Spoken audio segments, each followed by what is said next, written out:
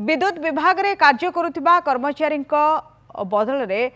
बदली अनियमितता होइथिबा अभियोग ने ओडिशा विद्युत कर्मचारी महासंघ पश्चिम ओडिशा पक्षरु आज गणधारणा दिया जाई आंदोलन करा जायछि। विद्युत विभाग राउरकेला अधीक्षण जंत्री कार्यालय सम्मुख में आज ओडिशा विद्युत कर्मचारी महासंघ पश्चिम ओडिशा पक्षरु गणधारणा दिया जाई आंदोलन करा जायछि।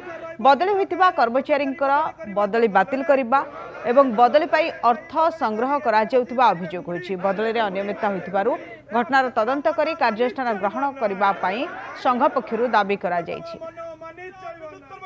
एक पर्टिकुलर संगठन लोक मानक ट्रांसफर ना पैसा आदाय कारबार करिछि एवं जो लोक प्राप्य उचित प्राप्य न देइछि 30,000 लेखा आदाय जी 15,000 देइछि से कम पैसा देवा हेतु तांकु 100 किलोमीटर दूर को ट्रांसफर होइछि। यार आम पाखे प्रमाण हस्तगत होइछि। आम ए प्रमाण मध्य माननीय सीओ सार को आम ऑलरेडी दे सारूँ।